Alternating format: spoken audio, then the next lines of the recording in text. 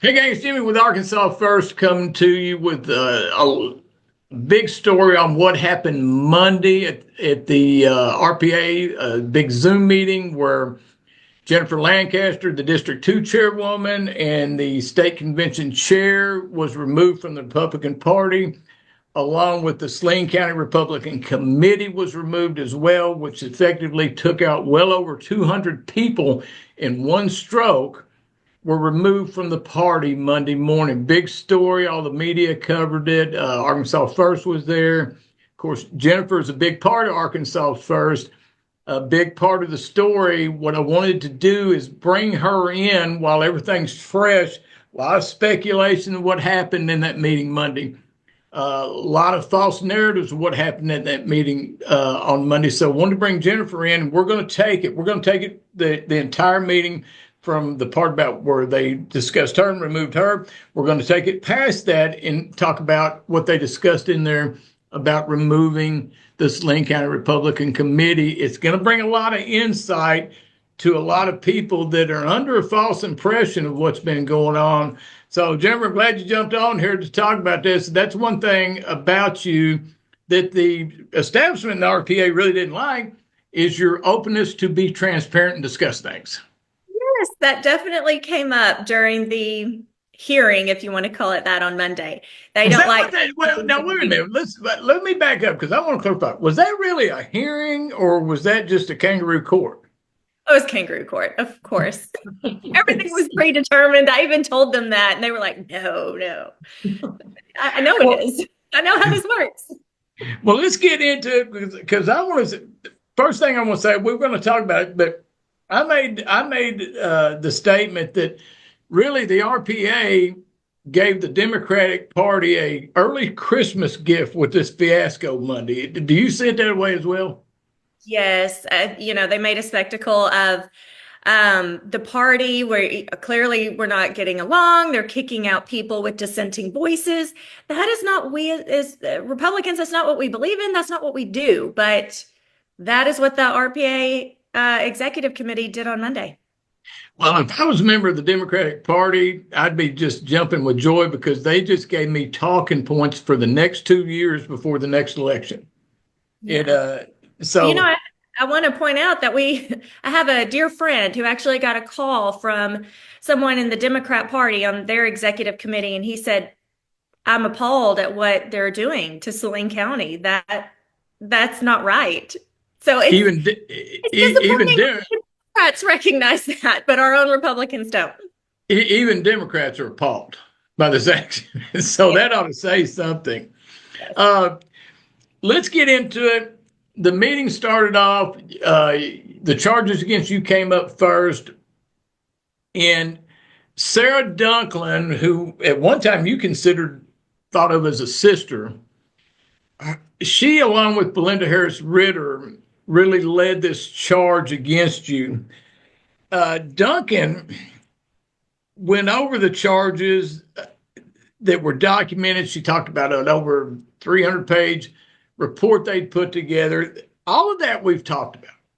All of that she went through and read to the committee, we've talked about. What really struck me, though, is when we got to the crux of the matter. And State Executive Committee board member Anita Wells brought up a subject that really goes to the heart of this. And she asked the question to Dunklin, the lawsuit that we filed. You know, you're obviously we're going to say the lead plaintiff on it. I'm a plaintiff on it.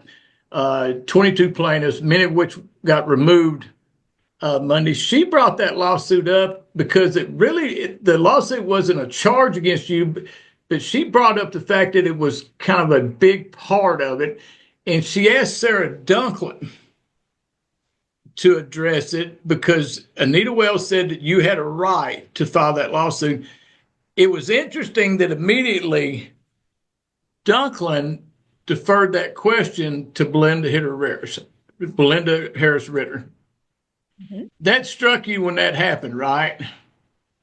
Of course it did, but I wasn't surprised. So Anita did say, Is it true that a basis for her removal is that she filed the lawsuit against the Republican Party of Arkansas? And Dunklin, I believe, acknowledged, yes, that's right. And then she deferred to Belinda, who said filing a lawsuit against the Republican Party of Arkansas is clearly working against the interests of the party. Well, clearly, we need to determine what the definition of the Republican Party of Arkansas is.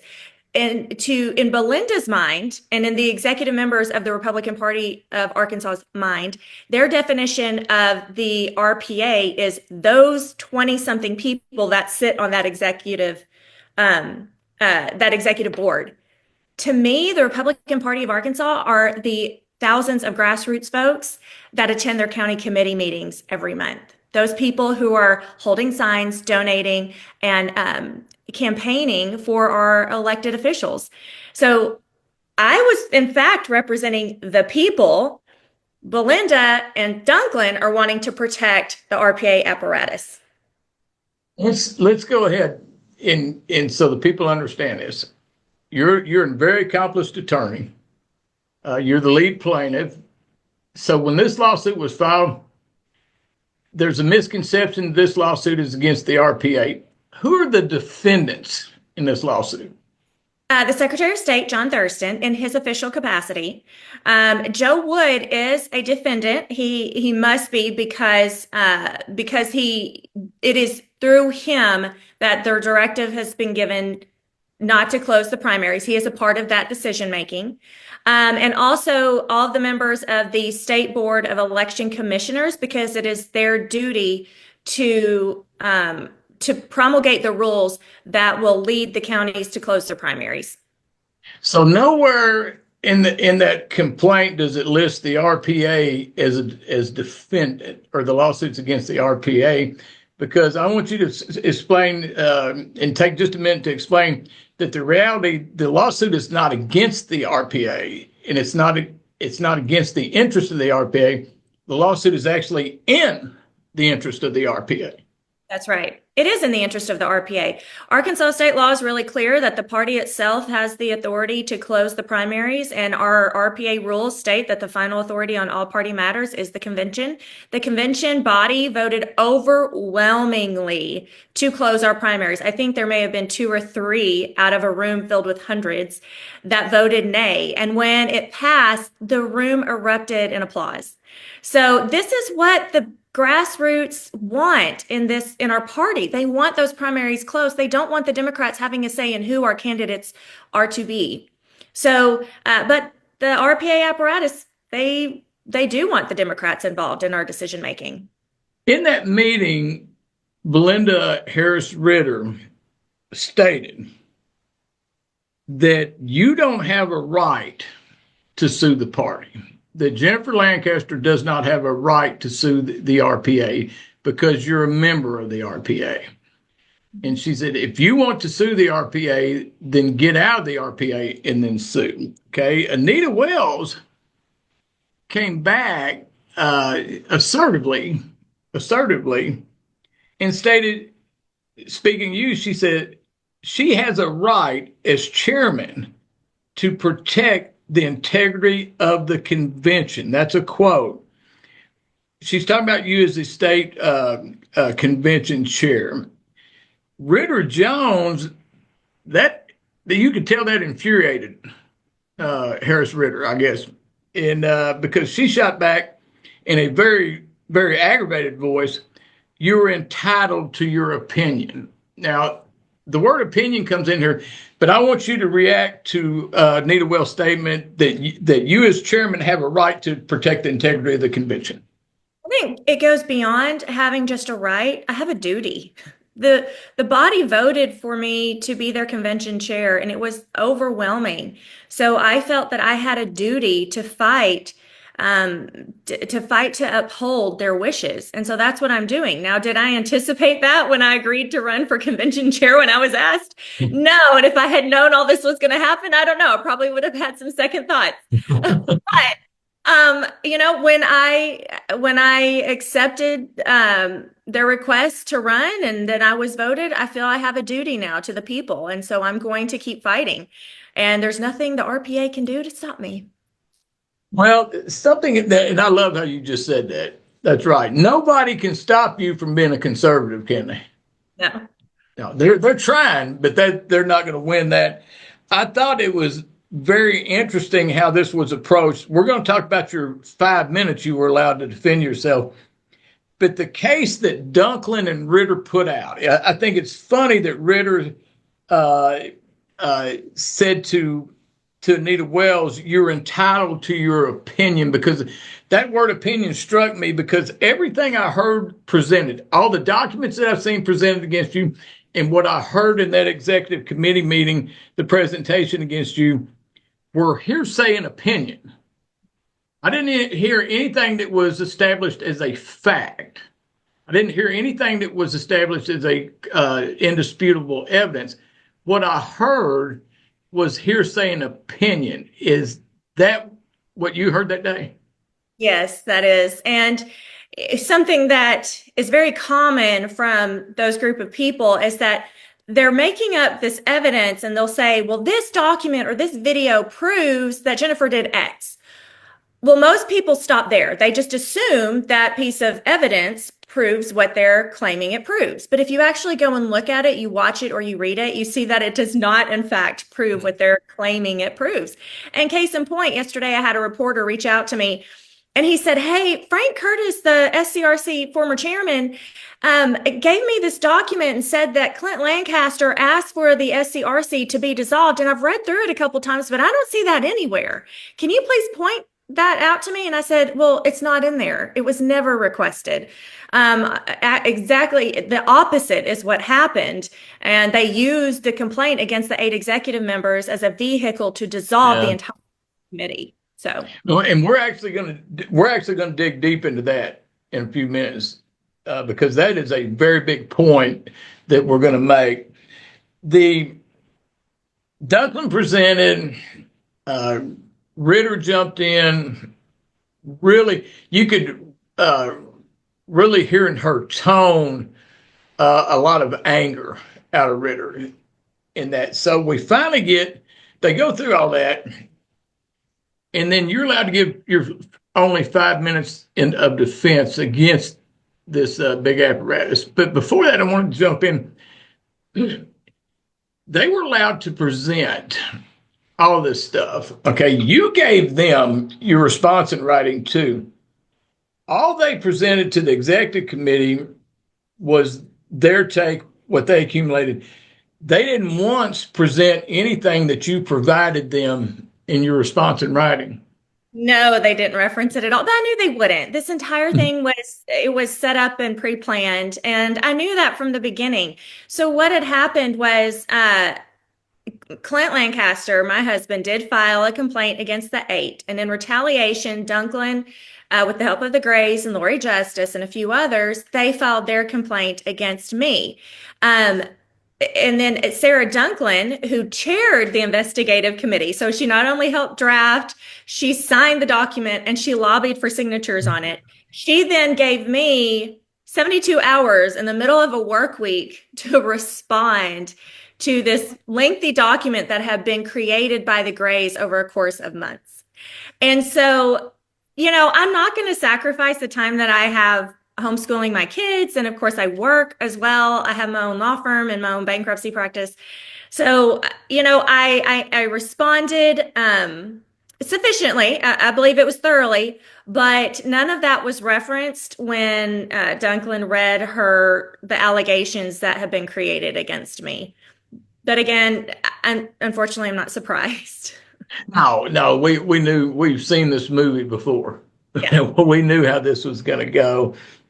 And what I want to do is I want to transition now into your response to the charges against you. This was your time, only 5 minutes. Okay, only 5 minutes.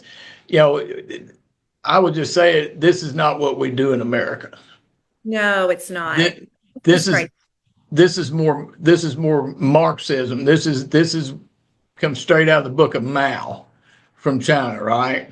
And so this is not what we do. But so you're limited. They're going to say you got 5 minutes to defend yourself. We're about to take a vote to remove you. We're going to give you 5 minutes to tell us why we shouldn't. Okay. You did something that I thought was pretty admirable. You didn't take that 5 minutes to defend yourself because you knew when they were done with you, the next action they were going to take up was to dissolve the Saline County Republican Committee. Right. So, what did you use your 5 minutes to do?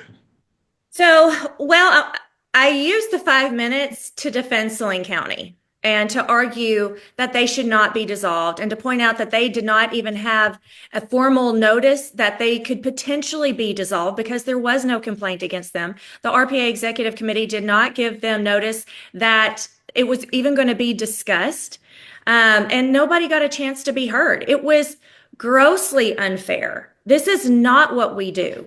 And so I took the 5 minutes to argue that what they were doing to Saline County Republican Committee was absolutely wrong and unjust. And so that's what I did. Again, it was only 5 minutes, so I did the best I could. But I want to go back and point this out too. Both of these investigative committees, it was really clear to me that the outcome was absolutely predetermined, and nobody will change my mind about that because I did sit on the investigative committee for the complaint investigating the 8 executive members. And from the very beginning, first of all, they tried desperately to get me removed from the investigative committee. I refused to leave. Hang tight, because we're about to get into that. Okay, we're about to get, but before we get into that end of it, okay, so you get done with your 5 minutes. A little bit of questions, which I won't even go into, kind of one ridiculous in nature. And at that point, they pull this is executive session, so they want to take you out of the room while they deliberate about you. So you're waiting around to get called back into the Zoom meeting, okay? Mm-hmm. You're sitting there waiting for your camera to come back up and then say, okay, hey, Jennifer, we're about to, and we're going to tell you what the jury decided. That's not what happened, though, was it? Nope. So what happened? I think I waited maybe 15, 20 minutes and then the connection dropped. I guess I was just kicked out. And I was like, well, I guess there's my answer.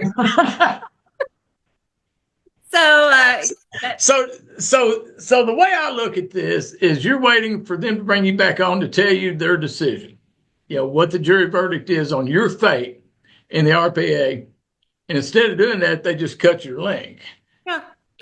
To me, and I don't want to put words in your mouth, that really speaks volumes about, to me, that they knew what they were doing was absolutely wrong because they did not have the courage to bring you back in that Zoom meeting on camera, let alone face to face, but they didn't even have the courage on camera to look you in the eye and tell you were going to be voted out.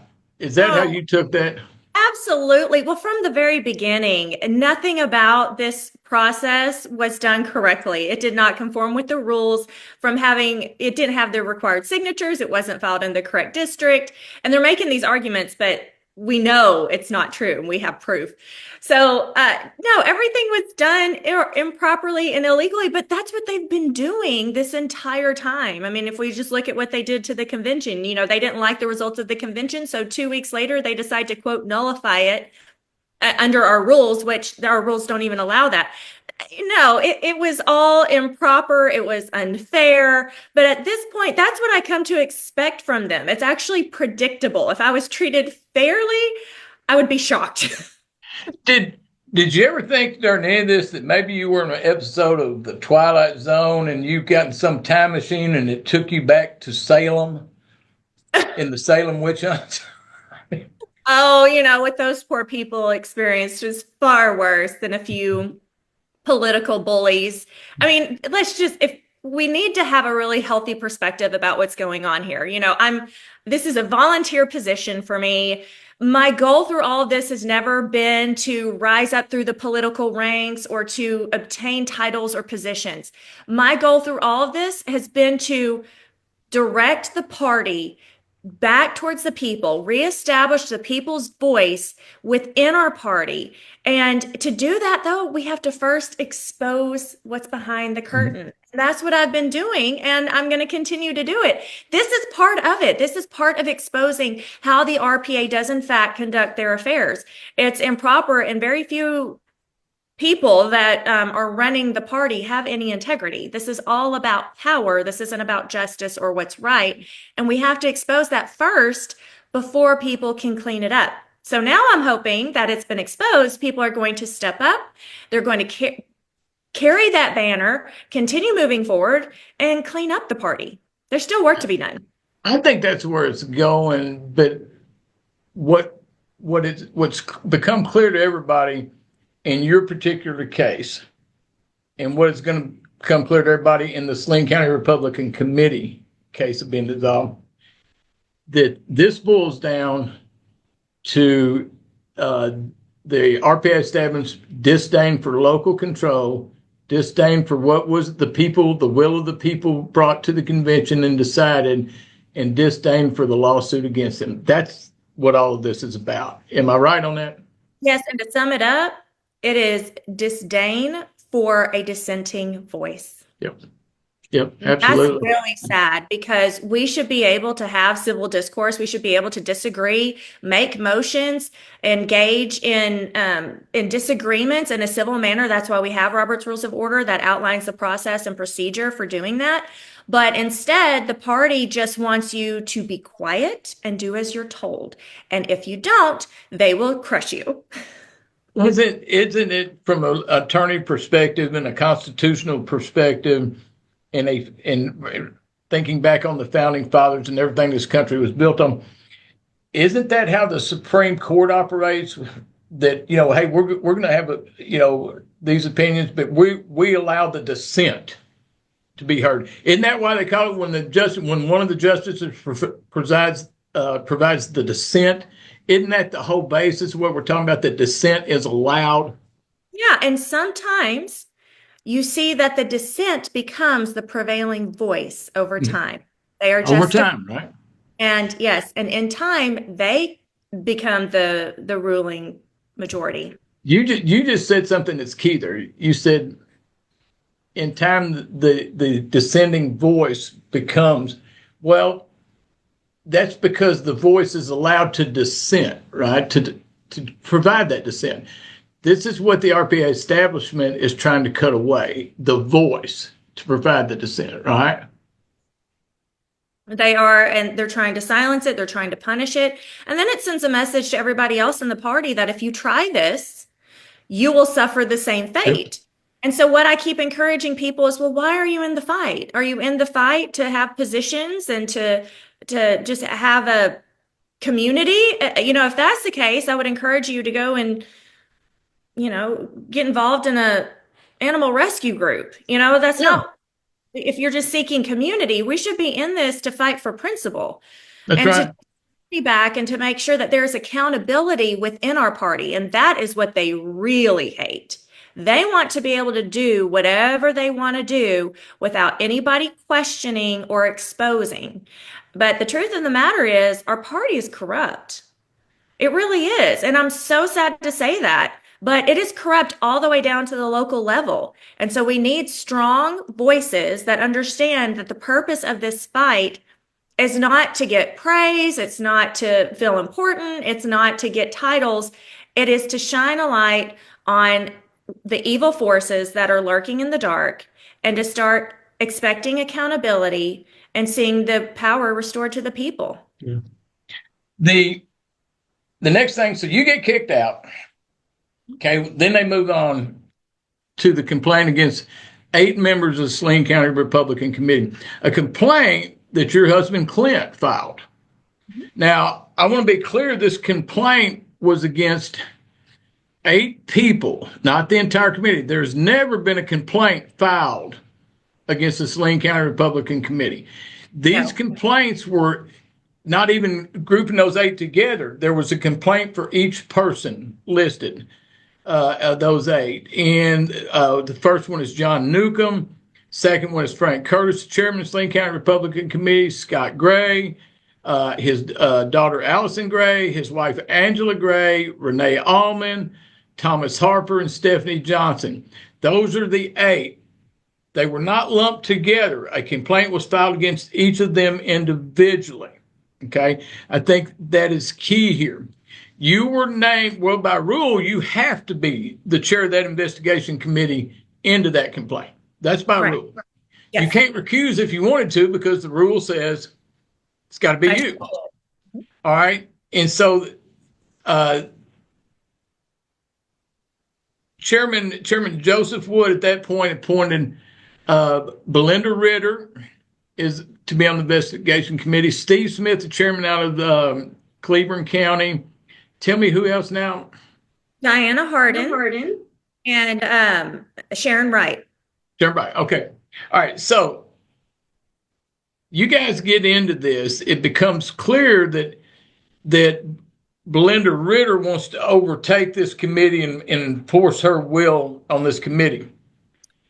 Absolutely. So we're not gonna descend into what all happened in Saline County over the last couple of years. We've been through it. We've done the podcast. Everybody knows.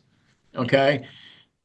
What this did is this turned into a campaign where Ritter is turned it into looking to get rid of the committee as a whole, even though no complaint was filed against him. So you get it, and so you get into this investigation committee.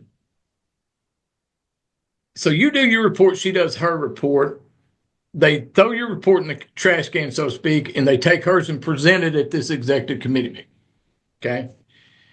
She contends in this report that you are biased against the defendants. You're biased against all 8 of these people.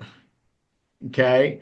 And she's makes reference to your husband filing the complaint and almost trying to make the case that you both conspired on this complaint and that you drove the committee as a bias against these people. Okay, which is not true. So I want to read something to you. This is the recommendation that you provided to the executive committee. And this was very telling to me. This is what you gave Joseph Wood in the committee when it comes to complaint against these 8. You said, I refused you said, while it is no secret that the respondents have waged a statewide slander campaign against me, I put aside my personal feelings and approached this complaint with an objective eye in pursuit of justice. I even spoke against the removal of some members who, though their behavior may be reprehensible, no evidence was provided proving a rules violation. Though these same individuals have lied about me and participated in complaints against me, I do not need to agree with or even like these individuals to defend them against this injustice. The refusal to conduct a thorough investigation and the recommendation for removal without a clear explanation of violations sets a dangerous precedent for our party. If this approach is allowed to stand, it will become easier for any faction with a majority to simply file complaints and remove members without proper investigation explanation. How the hell does that equate into your bias against these people? Belinda Ritter really wanted me off that committee, and she was doing everything she could to get me off the committee. And yeah, at the very beginning, the members of the investigative committee spent 30, 45 minutes just arguing why I should step down. And I thought, this is really curious that they're working this hard to get me to step down when I'm not going to vote. So I kind of thought there's something else going on here. And so they, after 45 minutes of arguing and, saying you're too intertwined, I said, well, you should really just stick to the complaint, what's alleged in the complaint, see if there's any truth to it, not try to bring me into it. So anyways, after about 45 minutes, they all voted. Every one of them voted for me to step down. They made a motion to ask me to step down. And I said, you can ask all you want. I'm not going anywhere. Yeah. Made them really mad. And it was interesting because that is when Belinda went totally silent after that. But Sharon Wright said, okay, I guess we're moving on. And without any discussion about the merits of it, and I do have this recorded, by the way, without any discussion of the merits or holding a hearing or any questions of either the plaintiffs or the defendants in this matter, she right out of the gate starts arguing that Saline County should be dissolved. And I thought, that's why they wanted me off this. Yeah. So I'm really Exactly. glad I stayed on. And so she made the argument first, and then Belinda and Diana Hardin both agreed with her. So despite my arguments to the contrary, and Steve Smith, he was with us. He was with Saline County arguing that they should not be dissolved. But those three, they had the majority, and so that's why the committee recommended that. But I did make it clear that it was unjust, it was unfair, there was no complaint against them, they didn't have a chance to be heard, and to just go in and unilaterally dissolve a county committee it's so unfair, and the county committees throughout the state should be outraged. I I think what's very telling in this too is that you're not only just saying the Saline County Republican Committee should not be dissolved, you're actually saying that some of these people that the complaints were filed against were not given due process. You actually defended Scott Gray, in your Yes, I opinion, did. because you felt they weren't given due process. The point I want to make too, and I did this when I wrote an article, I brought this up, that you actually, took your husband Clint to task on his complaint in your writing, which I said should surprise no one, because at the convention he made a motion, you shut him down and sent him packing and said that's an improper motion. I You didn't even send him packing, Jimmie. you even dared. I got up and made a motion. You even dared to declare my motion improper, and sent me packing with him.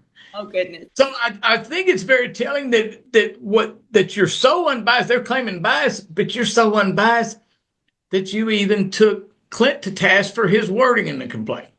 Address that. I've often said, and surprisingly, some people in the RPA have found this offensive, but I've always said that I am loyal to principle only and not people.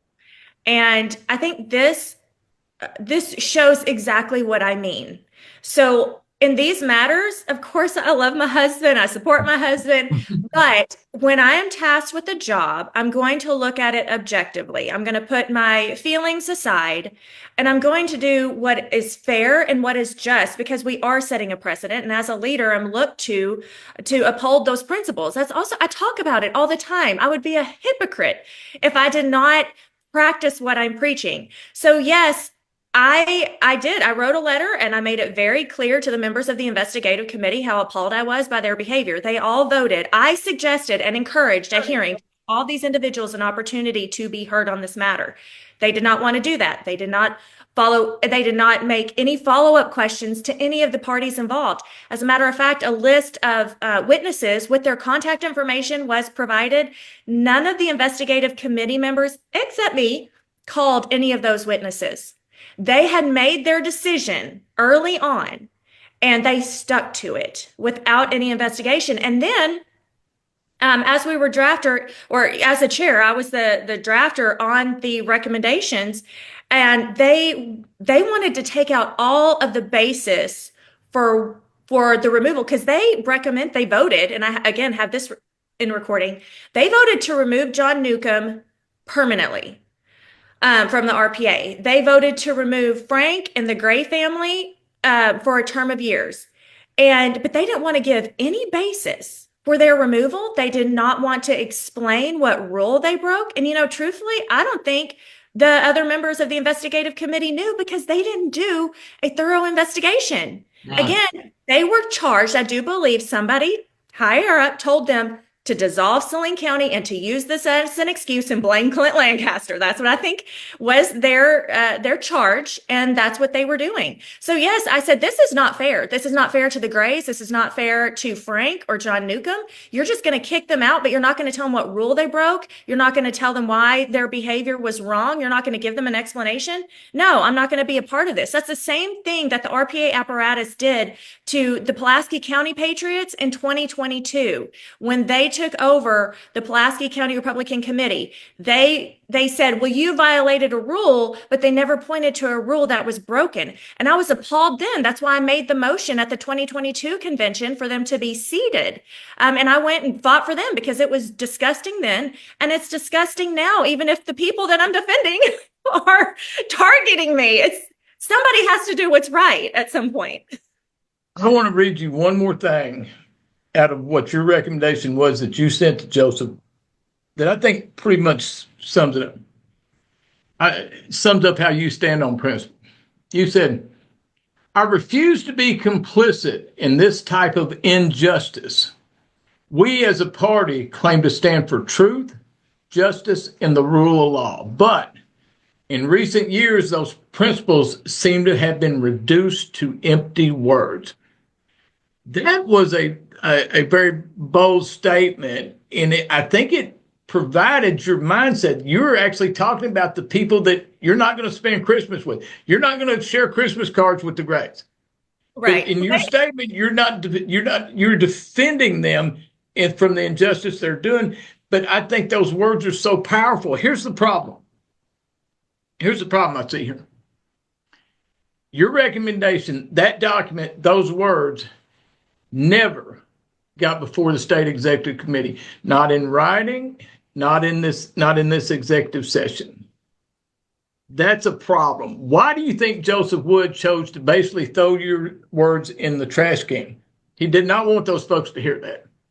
No, he didn't. Now, I will say that I sent it to them a couple of days before Monday. I sent it to the members of the executive committee that I had the emails for. So hopefully they did see that. But nonetheless, again, it was about getting an outcome that they wanted. It was not about what was fair or right or just. It was just effectuating an outcome. And so, yeah, that's why they tossed me out. That's why, even though Clint's complaint was filed first, they heard the complaint that Dunklin drafted and they reviewed the Dunklin dossier. Yes, to your point, the Grays helped create that. And so I was defending the very people that were creating evidence and working diligently to kick me out. And I was trying to defend them from being kicked out. It wasn't fun. You just brought up something that I was going to go to next. And that is that even though the complaint against these 8 was filed before the complaint was filed against you, at this agenda, they put you first. Now, to me, I think it's clear to everyone, to me, that was by design so that they could remove you, get you out of that meeting so you could not present the things I just read, that you could not present the case to not to not go after Saline County Republican Committee. If they didn't do your case first to where they kick you out of the meeting, then you would have been able to present all this. And that was by design. Do you believe that? 100%. I mean, when I saw it, I knew what they were doing. They put the case against me first because they knew they were going to get rid of me. And then Belinda Ritter could give her recommendation to the body without interference from me, without me telling the truth, without me providing any arguments or talking about how they dropped the ball on the investigation. And I do think people need to know that if you file a complaint with the RPA seeking help, a thorough investigation is not going to be done. And you should probably expect them not to offer any help, but just to crush you if they don't like you, because that's what they did. Just proved it. What their actions Monday proved that, right? Right. But yeah, that's what Belinda, that they got rid of me. And I think that's also why they held the whole thing by Zoom. They did not want me there to be able to talk. I've noticed from the very beginning of this entire process, when the complaint was filed against me, they have gone to lengths to make sure that I could not talk or provide any evidence or provide a thorough defense. I'll tell you why it was Zoom. I'll just go ahead and tell you, and I'll pull it all on Joseph Wood because he's a chairman. Joseph Wood's a coward. And if everybody didn't hear that, let me say it again. Joseph Wood is a coward. Okay. And some people say, well, we don't need to call names and everything. I'm not calling names. I'm just telling you the truth. I'm just stating the fact. That's what I want to jump to. So you kicked out. Here we go. So none of your stuff is presented, but Ritter gets to present her recommendation. I've got the copy. I posted it. Did an article on it. She reads that recommendation. Nowhere in that recommendation does it does does it give any evidence against the committee doing anything wrong.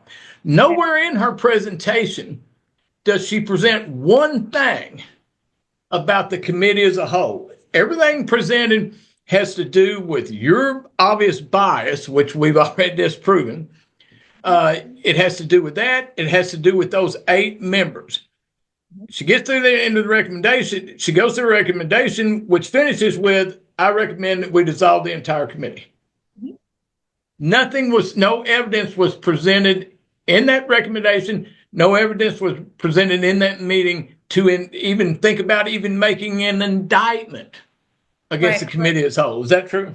That's true. And, I want to point out that I have an email from Belinda Ritter that says, well, this is all just a bunch of he said, she said. They clearly can't get along. Let's just dissolve the entire committee. And I said, the whole point of a 45-day investigation is to get rid of that he said, she said, and to find out what actually happened. So that's just further evidence that no investigation was really done.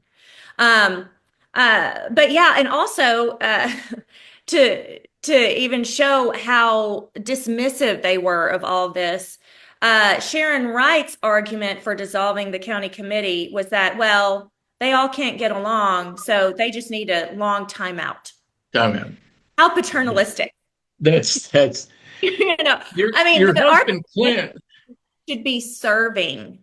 They're not the county committee's parents. They're not the king of the party. They're supposed to be serving and assisting through these processes. But like I said, no investigation was done. They wanted to dissolve Saline County, I think, for 2 reasons. One, the majority of the plaintiffs on the lawsuit against for closing the primaries, the vast majority are from Saline County. And so I think it was punishment for that. Furthermore, some letters were submitted by some of the signers onto Clint's complaint. And Sharon Wright made the observation. She goes, you have a lot of support in Saline County. So I can't help but wonder if they decided to punish again because a lot of the members were still together. We're supporting each other through this. Yeah, I think there's a lot there. I want to, and we're going to, when we finish up, I really want to delve into that. When Clint was allowed, your husband Clint, as a complainant, was given 5 minutes to make his case. He, like you, pivoted from where he had started, that this was about 8 people, that he turned as defense lawyer for the Saline County Republican Committee, which well done by him. And I think he brought up some very interesting things. He brought up the fact that he told me that the Saline County Republican Committee, you're about to vote to dissolve them, but you have given them no due process. They have not had a hearing, anything, right? That was obvious. The interesting thing he brought up, though, was when he told them, and I'm going to let you explain this to people, when he brought up the County Board of Election Commission. Okay. Now that's a really interesting thing that probably very few people realize that's going to be a result of that is actually a result of what happened. Talk about what he explained about the election commission and the ramifications of what that decision was. Sure. So, according to our rules, every other year we are to elect our county committee's executive members. So that's your chair, your first vice, second vice, and then your election commissioners. And because Saline County, the Republicans have the majority in Saline County, we get to elect 2 of the 3 election commissioners. Well, that's supposed to be done in January, but if we don't have a committee to elect them, how are we supposed to have representation on the Saline County Election Commission? So they are effectively putting Saline County in a really bad position where the Democrats may have representation, but maybe the Republicans won't. But of course, this really wasn't thought through. Again, it was just about obtaining a goal here, and they weren't thinking of the collateral damage that may result. Another Christmas gift for the Democrats. So if Saline County Democratic Party is sitting there going, wow, this is big, because they get to take complete control of the Saline County Election Commission. That's what's going to happen. And why would there's supposed to be a lot of bright people on the state executive committee, several attorneys, right? Supposedly bright, okay? Several attorneys, people that are supposed to know these election laws. How did this get past them? Is it that they didn't realize that, or they just don't care? I think they were so hyper focused on obtaining the goal of removing me in Saline County, they didn't think of the potential ramifications. So that's what I think. But also, the couple of attorneys that sit on the executive committee, I have yet to see them get the law right, to be honest. I'm just going to be frank with you. And people need to know, because you don't need to assume that they're right just because they say it. At first, I gave them the benefit of the doubt, thinking maybe they misread or maybe they didn't do very thorough research. But at this point, there is a consistent pattern of getting the law wrong. Well, Ritter's an attorney. Is it AJ Kelly that's on the committee that actually represents the RPA as their counsel? He is the general counsel, yes. Okay.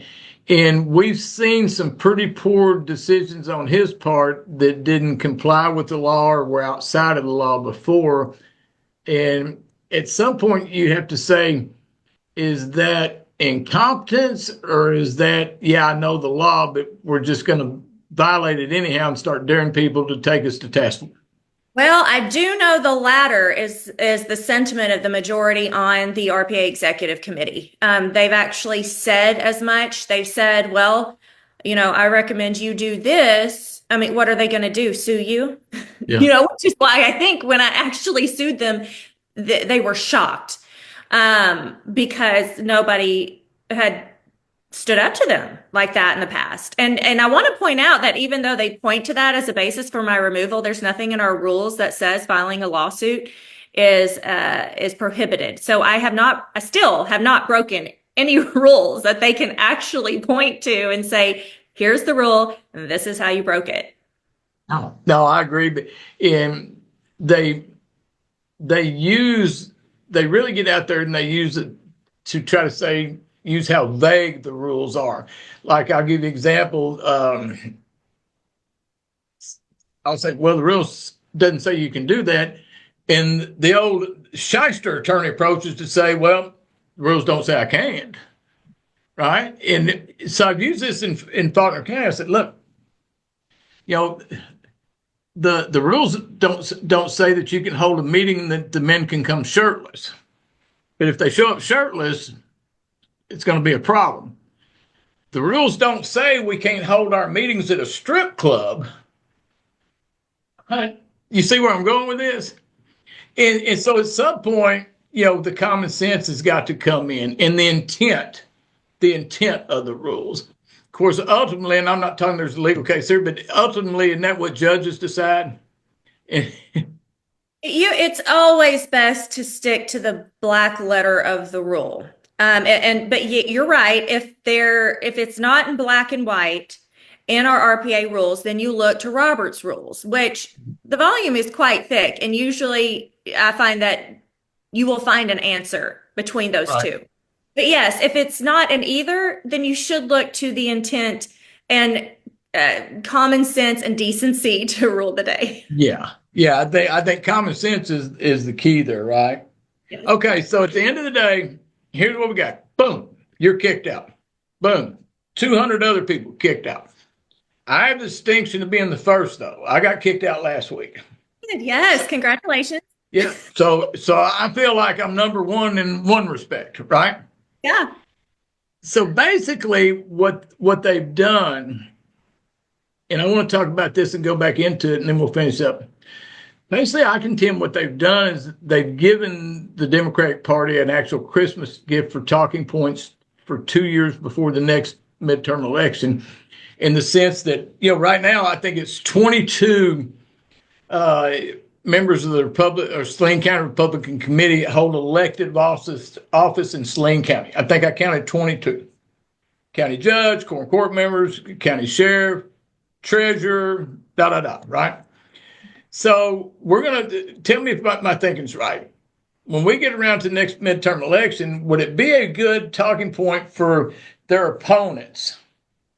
Their opponents, whether it's a Republican opponent in the primary or a Democratic opponent in the general election, to look at the public and say, look, why would you want to elect them?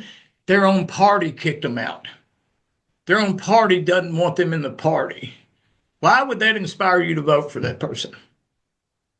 Is that a talking point? It would be a talking point. I'm sure it will, but we'll have to see how that works itself out. I mean, I guess on the opposite end, Jimmie, the body voted that if I ever run for a political office, I'm going to be given a not recommended status. And yeah. I've really never been more tempted to run for political office now. Well, that's something. Now, that's where I want to go now, because we know what the RPA establishment did. We know where they stand. We know where the governor stands. Okay, we know where they stand. We're going to see where they stand Saturday, and we already know the outcome of that. But it gets back to where we saw where the people stood at the state convention. Okay, we saw where the people stood. Okay, those people still stand there. So going forward, we know where they stand. Where do you see the average Arkansan, the clearly conservative Arkansans? Where do they stand right now? They are pretty conservative. Where do they stand? Where do they stand on matters of the party? What is that? Yes. What do you think their feelings of the party are right now, based off what happened Monday? What do you think the feelings are towards the party right now? Well, based on the number of texts and emails and phone calls that I've gotten since Monday, I think they're pretty appalled and disgusted. I think that's your average individual. I think people within the party are scared. Don't be scared. There's nothing to be afraid of. There really isn't. Be bold, be brave. We've not been given a spirit of fear.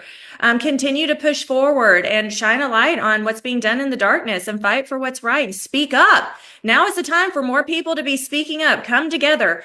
But as far as people just outside the party looking in, I think they're pretty appalled by the retaliatory acts, because you have to think about it. In June, I was elected the convention chair by a large margin. And within 6 months, 19 folks have voted to kick me out of the party for 20 years, give me a not recommended status, take all my titles away.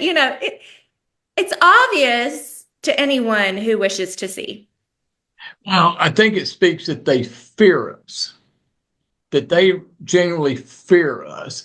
And I want to go, and we're going to finish up, but I want to get this in and get your take. And I said it at the Capitol Monday, and I want to go back to something you said last summer at Saline County Republican County Committee meeting, that a lot of your detractors took out of context and spliced some videos together. But I think it came true. I think your whole point just came true Monday. Is you are clearly a President Trump supporter.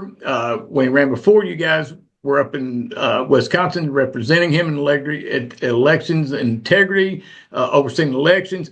You were up in Wisconsin during the election, fighting, representing President Trump, the Republican Party in election integrity. You were at the polls. You were watching the votes be counted.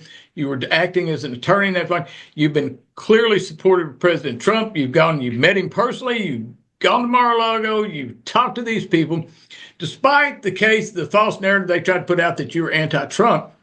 But what you said in that meeting, I think, is so important, because you made the point. Look, you told everybody in that room, President Trump is not going to come save you. President Trump is not going to come save you. And your point that you made goes to what happened Monday. President Trump cannot come to Arkansas and take care of this problem for you, for me, for the other people, right? We wish he could, but he can't. And it's unfair to have that expectation of him. We have to take care of the problem ourselves. That was your point at that meeting, right? Yes, and the room that had, oh goodness, probably 80 people all understood it. Nobody had an issue with it, including the Grays who were the ones recording it. Nobody had an issue. And all that was said, might I add, before the convention, where I still had all the support. The people in Saline County who attended that meeting, when they saw the edited version of what the Gray family was circulating, they were appalled. They knew exactly what I was saying, which is what you just explained. I was saying, you can't be in this fight hoping that you're going to get the attention of Donald Trump. And if things go south, he's going to just swoop in and save you. He's not going to do that. I mean, and yes, I am a big Trump supporter and I've been to Mar-a-Lago multiple times and had conversations with him. But is he here now saying, hey, Sarah Sanders and RPA, back off? No, and I don't expect him to be. This is our fight. This is our job. He can't be everywhere. He is draining the swamp on the national level. We have to drain it on the local level. And it's going to be hard and it's going to be ugly. You've seen what and when I say they, I don't just mean the Democrats, but the Democrats and the Rhino Republicans have done to Donald Trump. But did he quit? No. He dug in his heels. He changed his strategy and he kept moving forward. And we have to do the exact same thing. I think that's the perfect message. And we're going to get out of here, but I want to make this point. And I did. I said it to Channel 7. I said it throughout that hall. What we're lacking in our state right now, we lack a governor who operates like President Trump. We lack a governor and people at the high level who are for the people, who are going to step in and say, no, this is what we're going to do. We're going to respect the will of the people. We lack that. We have a government and a governor that is actually disengaged with the people, not engaged at all with the people, disengaged by choice. A governor who's not transparent, a governor that turns their back on the people. Look at Charleston, Franklin County with the prison situation. Look what happened. People went to the Capitol Monday not to attack Sarah Sanders, but to ask her for help. And it fell on deaf ears.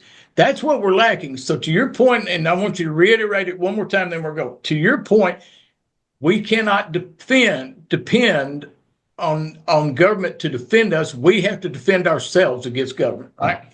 Right. I mean, and we need to remember, if we're claiming that we want the people to rule and the people to self-govern, well, then we're going to have to take the good with the bad. There's great responsibility, but there also comes some repercussions there that we need to be ready for.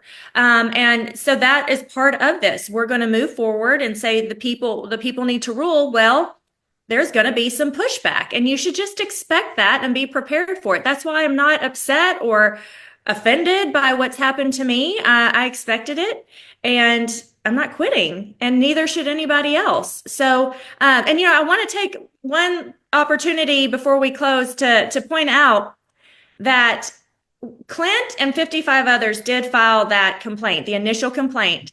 But I told them, I said, what is happening? They're not doing a thorough investigation, and they're even talking about dissolving Saline County. And so they all agreed to withdraw the complaint. So Clint attempted to withdraw the complaint, and the RPA Executive Committee would not let them. They wouldn't let Clint, they wouldn't let the others, even though it was their wish and it hadn't even been submitted to the RPA Executive Committee yet. That's because they wanted to use it as a vehicle to dissolve Saline County and then attempt to pin the blame on Clint, which anybody who can read the documents will see that what the other side is alleging is absolutely not true. And also, Clint did a fantastic job of defending Saline County. Frank Curtis was on there to argue against the complaint. All he did was trash me and Clint. He spent his 5 minutes just saying every mean thing he could possibly think of. But Clint got on there and talked about how Saline County is a great county committee. They're doing amazing things. They don't deserve what is happening, and it's a violation of due process. So I'm really proud of him for focusing on the issue and defending Saline County, even when their own chairman wouldn't. Last question, and it's a short one, I promise. I'm going to give you two options to describe yourself, okay? Uh-oh. Two options, and you get to pick it, okay? Would you Okay. describe yourself as a hungry lioness, or would you describe yourself as a fat sheep?